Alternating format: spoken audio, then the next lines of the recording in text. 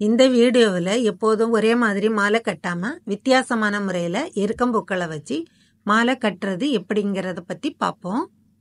இந்த மாலை கட்டுறதுக்கு தரமான எருக்கு பூக்களை கலெக்ட் பண்ணிக்கலாம். தண்ணியில் 2 நிமிடம் ஊற வச்சுக்கலாம். ஊற வச்சு எடுத்த பூக்களில் பால் இருக்காது. பூவின் காம்புகளை கத்திரிக்கோலால் வெட்டி எடுத்துக்கலாம். பூவின் ஒரு இதழை அடர்த்து எடுத்து விட வேண்டும். எல்லா பூக்களிலும் ஒரு இதழை அகற்றி விட வேண்டும். பேப்பர் டேப் நன்றாக ஒட்டக்கூடியது, அதனால இந்த டேப்பை எடுத்துக்கலாம். இந்த முறையில் இதழ் அகற்றாத ஒரு பூவை முதலில் கோர்த்து கொள்ள வேண்டும். இது ஒரு வித்தியாசமான புதுமையான எருக்கு பூமாலை. இதுபோல வரிசையாக பூக்களை குத்தி கோர்த்து கொள்ளலாம். பூக்கள் ஒன்றோடு ஒன்று கரெக்டாக பொருந்தினால் மட்டுமே இந்த மாலையை கட்ட முடியும். மாலை எவ்வளவு நீளம் வேண்டுமானாலும் கட்டலாம்.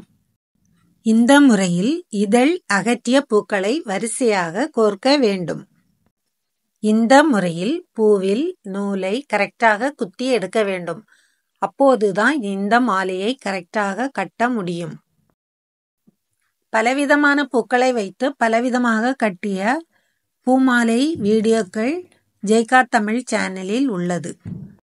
பூக்களை ஒன்றோடு ஒன்று கரெக்டாக ஜாயிண்ட் பண்ணணும். கரெக்டாக ஜாயிண்ட் ஆனாதான் இந்த மாலையை அழகாக கட்ட முடியும். இந்த மாலையை கட்டி முடித்த பின் பார்ப்பதற்கு மிகவும் அழகாக இருக்கும். இந்த மாலையோட ஸ்பெஷல் என்னன்னா, இந்த மாலை கட்ட கட்ட ஸ்ட்ரைட்டாக வராது, வளைஞ்சி மாலை ஷேப்லேயே வரும்.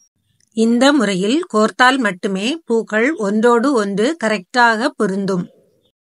விநாயகருக்கு ரொம்ப ரொம்ப விசேஷமானது எருக்கு பூ மாலை.